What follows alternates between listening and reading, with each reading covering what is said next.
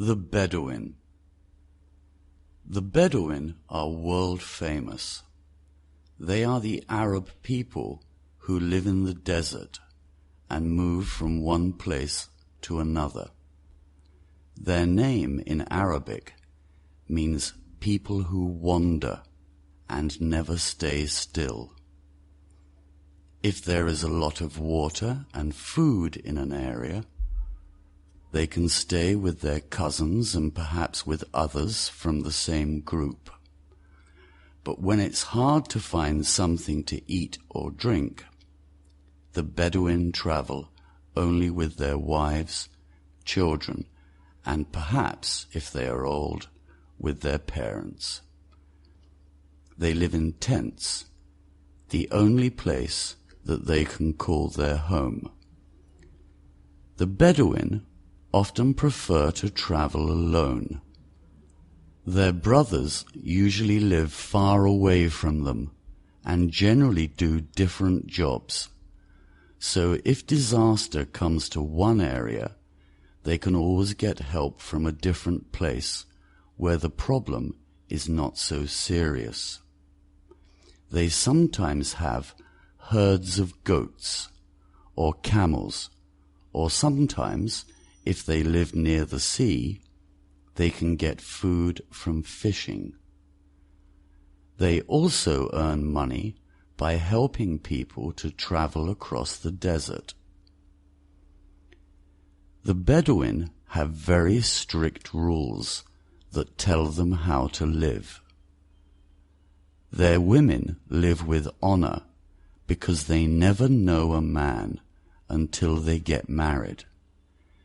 This is about more than just sex. They do not give their bodies or their love to a man. If they lose this honor, they can never get it back. Men have a different system.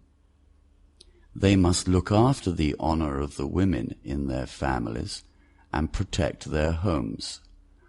They must give food and a place to sleep to anyone that asks for it.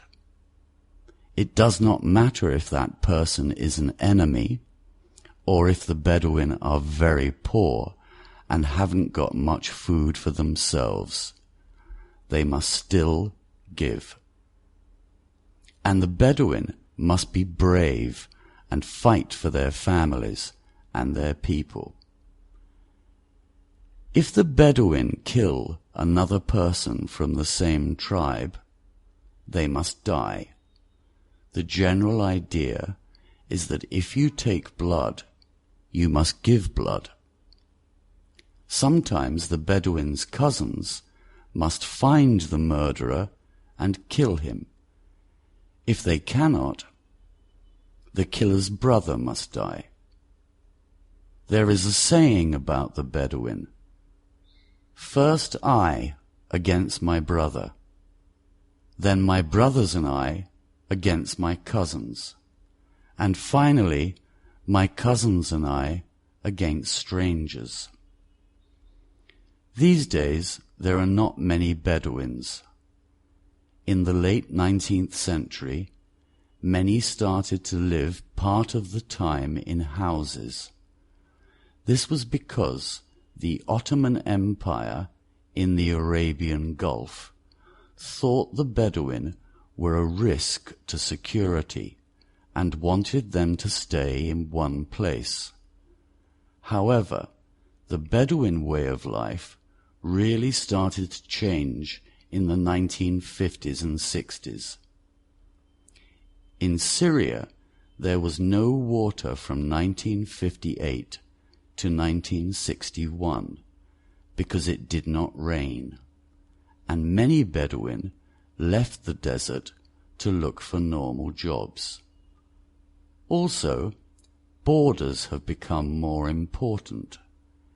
It's not easy to travel, even in the desert, from one country to another. These days, passports and visas are necessary. Of course, for the Bedouin, there were no lines in the desert. The change has come very fast. Until 1960, there were more Bedouin in the deserts than people in cities in Saudi Arabia. There are very few Bedouin now. And so, the Bedouin soldiers, who were the heart of the Muslim armies that carried Islam across North Africa and the Middle East, are gone. Of course, there are good things about this. The sick get good hospital care and can often visit doctors. Children can go to school and learn to read and write. And the Bedouin are not hungry and thirsty. However, a way of life has died.